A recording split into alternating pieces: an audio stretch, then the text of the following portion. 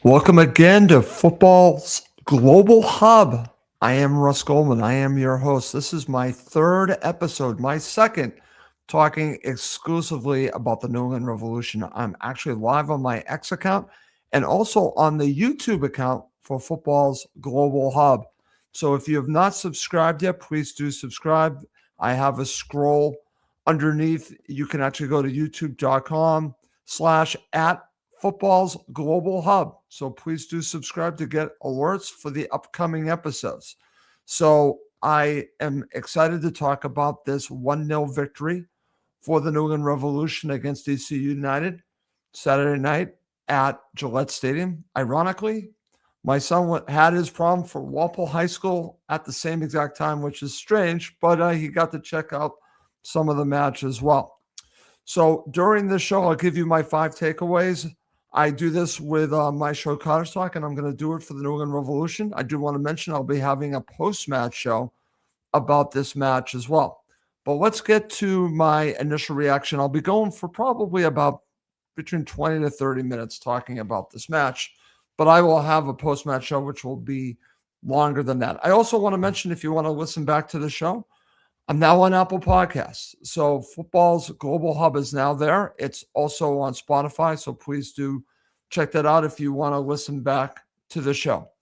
So let's just start with the victory for the New England Revolution.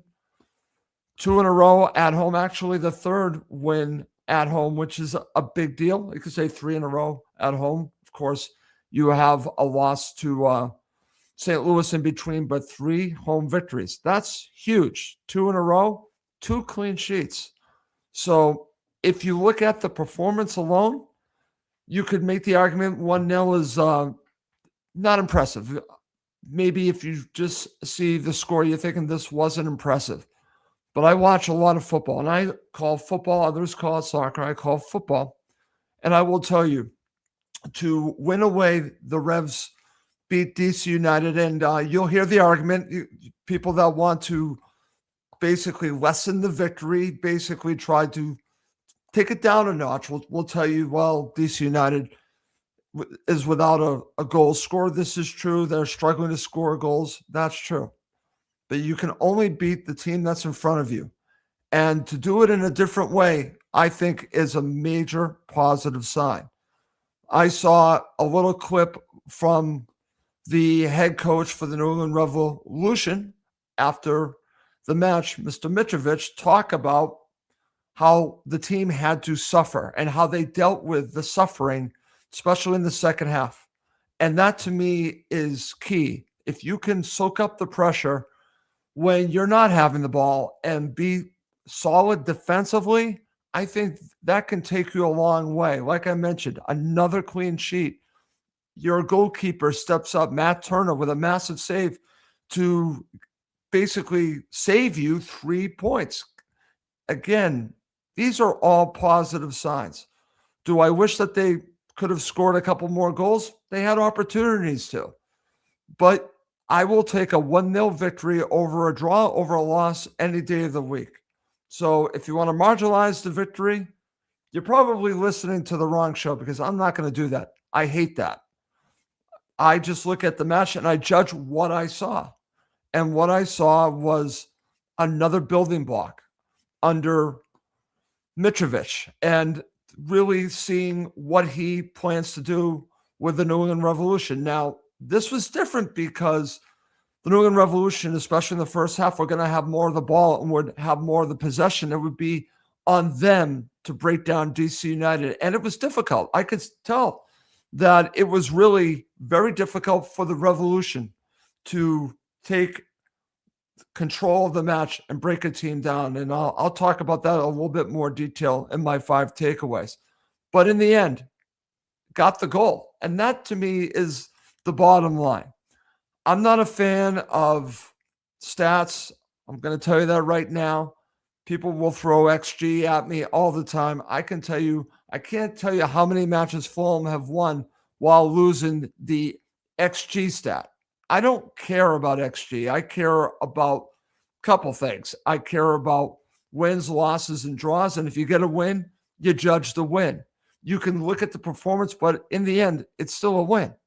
That's the way I look at it. And a clean sheet, you can't be beat if you have a clean sheet. You might get a draw, but clean sheets are huge. And if you build upon them, it's just even better. So for me, huge to come out of this match is a clean sheet. And that will actually be in my 5 takeaways from this victory for the New England Revolution. So let's get to it.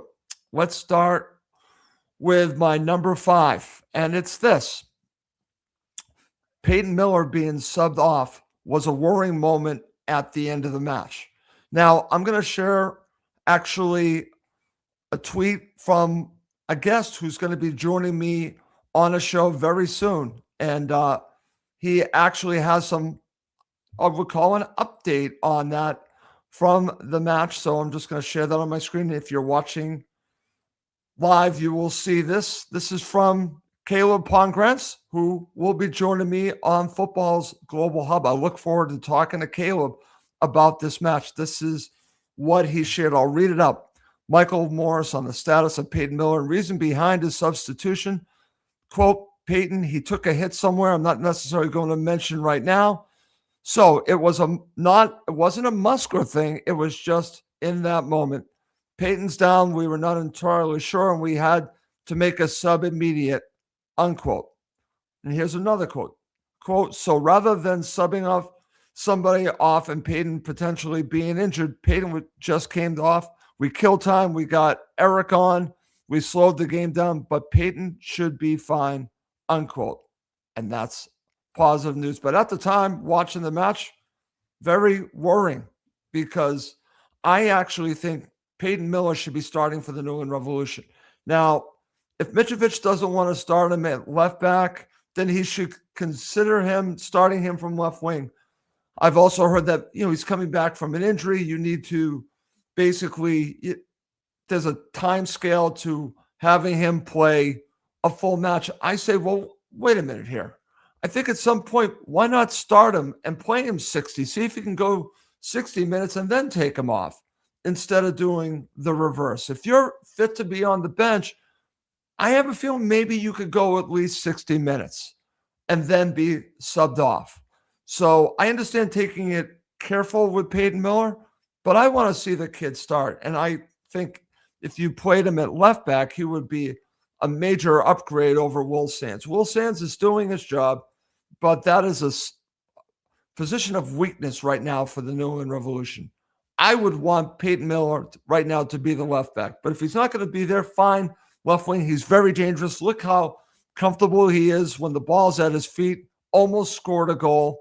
He is someone that we need to see more of, not just now, but throughout the season. And I got to tell you, he won't be with the New England Revolution much longer because his path is to Europe. I don't know where, but Peyton Miller is a player that Revolution fans just need to see more of because at some point he will be leaving. And that makes me sad.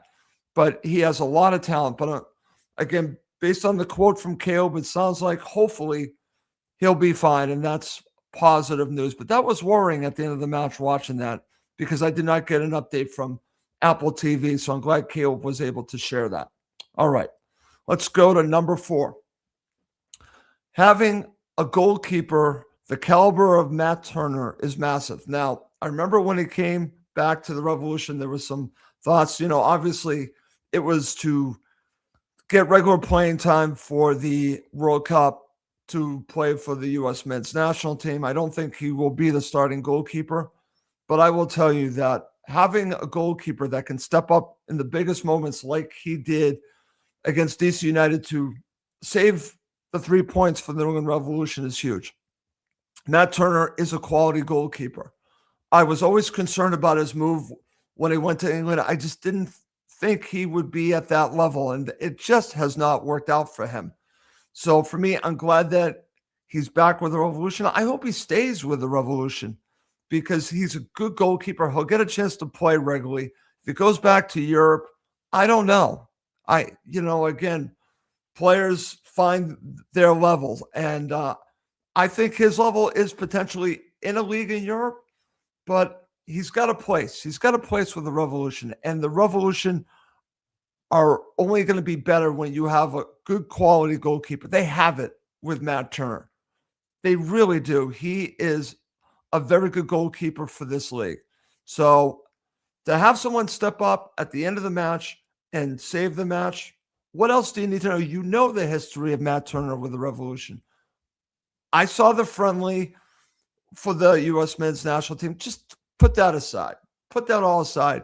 Even coming back to the Revolution with this season, there are going to be moments that he's going to give up goals. Of course he is. But I know that the Revolution have a good quality goalkeeper. And he was the difference in the end, keeping the 3 points with the Revs. And that should not be something taken lightly, because I've seen some crap goalkeepers in my life. And he is a quality goalkeeper, especially for MLS. That's why that's my number 4. Number 3, let's get to it. When the Revs have the bulk of possession, is a work in progress. I should say it is a work in progress. There's a Goldman for you. By the way, if I make a mistake, we call it a Goldman on my other shows. So it is a work in progress, even me doing this show. So when the Revs have possession, it doesn't look natural. I think it really just shows that it's going to take time. A good positive sign is that they have a very good shape defensively, and now they're trying to figure things out going forward. And when you go up against a coach that has a good game plan against you, basically says, break my team down and we're going to beat you on the counter, it's an adjustment, and they're learning how to adjust to that. There's no question about it, because up until the goal, it was very difficult on the Revolution. It was. And as you could see on the counter, DC United were dangerous. Almost scored a goal, maybe even 2, but they didn't. And in the second half, I thought, besides the opportunity at the end, I thought defensively, the Revs were solid. You're not going to be solid for the entire 90 minutes. You're going to, you're going to give up chances. It's going to happen. But they have a very good shape. The question is, when the impetus is on them to go forward, to control the game, can they? And it is simply to be determined, because right now it's not where it hopefully will be as the season progresses. Like I said, I'm going to tell you right now, this system that Mitrovic is running is the system Fulham runs, and Fulham do struggle when they have the majority of the possession. It is a common problem, I think, with this style of play. You have to have quick passes. You have to move the ball around. You have to do a lot of shifting the play around. And you really have to be quicker than the Revs were last night. I think that will come in time. You have a player that can control a game, but if a team says, you know what, we're not going to let Carlos Gil beat us, then it becomes difficult. Then you have to find another way, and you have to move the ball quickly around, get balls in the box, and really try to find a way to break a team down. It's not an easy task, and this is something that the Revs are going to have to figure out more. I think having a defensively sound team is the first step. This, to me, is more of an evolution when you have the ball, and it's going to take time. It probably is going to look like this for a while, but I don't think it's always going to look like this. I think it just needs to gel. The players all need to be on the same page, and they're going to get there. But right now, like I said, this is why it's my number 3. It's a work in progress. And that's not a terrible thing. Let's go to number 2. And I've seen a lot of talk, and every time the Revs get a striker, they got to pay a little bit of money. Some of the supporters are just quick to either write them off or be extremely judgmental on whatever striker you have. I saw it with Adam Buxa. Boy, were so many people wrong about Adam Buxa, and this guy was right, because I could see the talent that Adam Buxa had. And I knew it was just a matter of time. He was adjusting to a new league, a new country, and it took Buxa some time. And then he became the player that we saw. So I was right there. Didn't work out for Veroni for whatever reason. Didn't work out. Not every player it's going to work out. But it's kind of a situation that when you see it, you know it. And Dort Turgeman has it. He has the ability to score goals and impact games. He has the quality. He has the talent. He's only scored one goal. He has a couple of assists, and he had a major key assist that led to the goal here. So to just judge Turgeman on how many goals he scores tells me a different story than what I know about a striker. If you're just judging a striker by the amount of goals that you score, then that's your problem. I look deeper into what a player can offer. And Turgeman can offer a lot. Does he affect the game? Do a team worry about him? I think teams worry about him already. And he does get his teammates involved. And he works very hard. So if you want to say Dort Turgeman isn't scoring a lot of goals this season, you are correct. You're absolutely correct. But if you don't think he's doing something to help the Revolution win, then you're not watching carefully enough.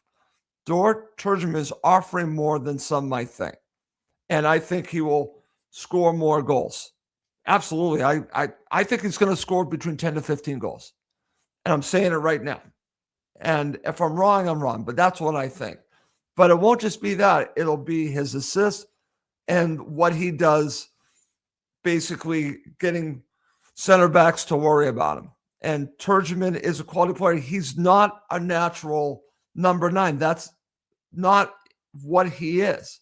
But he's being asked to do the job. And I think he is doing a decent job of it. But he is a goal scorer, and he's going to score more goals. Give the guy a chance. Because it's so quick. I see this all the time. New player comes in.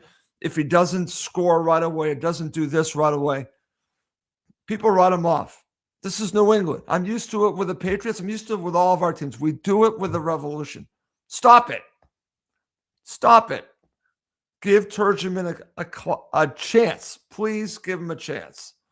Because I think he's already shown the quality, even from last season. He has it. He should have scored a goal on a header, beautiful header. But it was actually a great save by the goalkeeper. So it's not like he's doing nothing. You just have to look a little bit deeper. And I think he's getting the job done, and the goals will come. They came last season. They'll come again. It wasn't a purple patch. He's a goal scorer. That's why Dort Turgeman is offering more than some might think, is my number 2. And I will end this quick show with my number 1. And I can't stress this enough. Cannot. Keeping another clean sheet shows the improvement defensively. That is a positive sign moving forward. I follow a club that struggles to keep clean sheets. And one of my co-hosts always says to me, the value of clean sheets is so big because at least it will give you 1 point and probably more often than not give you 3. So keeping clean sheets gives you that base to build everything else off of. Defensively, like I said, Mitrovic said they suffered, but they did it, and they were able to make it hard on DC United. You know how I was focusing earlier about how DC United made it hard on the Revolution. Well, the Revolution made it hard on DC United when they were in the ascendancy and trying to get the equalizer, which they never got. They had opportunities, absolutely. Argument could be made, should have scored. Okay, but they didn't. But they did not score. You can call it luck. I don't call it luck because if you are defensively sound, you are going to limit these opportunities, and the Revolution did that throughout the match. There were some, but there weren't as many as you might think. Think about how many opportunities Matt Turner really had to make a save. There were, again, a handful. One massive one at the end. And then, of course, there were a couple in the first half. But again, that's going to happen in any game. The question is, how are you basically over the course of a match, are you defensively sound? And the answer is yes, you are. And I think, again, I look back at it and I want to, anyone that's been watching these matches, the one moment that told me that the Revolution were headed in the right direction was the match against Red Bull. That match where the Revolution were difficult to break down told me a story, told me this is different, because I think if you go and you look at seasons past, I think they would have given up more goals. And they were difficult to break down. And sometimes you have to be that team. Sometimes you have to be Atletico Madrid, Leicester City, beat teams on the counter. It's okay. There's no shame in this if it leads to something and if you have a good counterattack. And I think this team has the potential to have a very good counter. And it will be about the transition game with the Revolution. They do need to work on the other part of the game when they have possession. But I think ultimately, if you have that foundation defensively, it's going to lead to a positive season for you. And I think they're on their way. These are all positive signs. So when I look at the Revolution and I look at your center backs, they're solid. When I look at your right back right now with Feingold, solid. My question really right now is at left back. So that's a little bit of an issue, but still getting the job done, still being able to do it. So right now, your New England Revolution, even though people will tell me, and I've seen it already, lucky to win this, lucky to win that. I'm going to disagree with you. I'm going to totally disagree with you because luck works both ways. Breaks go both ways. The question is, how do you react overall for the 90-plus minutes? The Revolution were the better side, deserved all 3 points, and they deserve what they got, a victory. And that's how I'm going to end this episode. And I think keeping another clean sheet should be the number one takeaway out of this match. And some might not see it that way. They'll go back and call this a lucky victory. That wasn't a lucky victory. That was an earned victory. Congratulations to the players. Congratulations to Mitrovic, who was not there. Congratulations to his coaching staff, because they did a great job here. They absolutely did. So these are all positive signs. We have another match coming up very soon in the U.S. Open Cup. Then we are off again to play in the league against Columbus. Good things to come, and I'll be sharing that on Football's Global Hub. And like I mentioned, Caleb will be joining me on another episode to do a full-on post-match show. If you want more details about this victory, I'm going to have a show for you, and I think you're going to enjoy it. But I do want to thank all the Revolution supporters that have checked out this show. I've had a decent amount of them. I just want to say thank you. And please do subscribe on the YouTube channel, because you'll get alerts when we go live. I have 33 people watching live to a brand new show. Thank you so much for joining me. And I'm going to have many more shows for you. But that's going to do it for this episode. My name's Russ Goldman. Thank you as always for watching and listening to Football's Global Hub.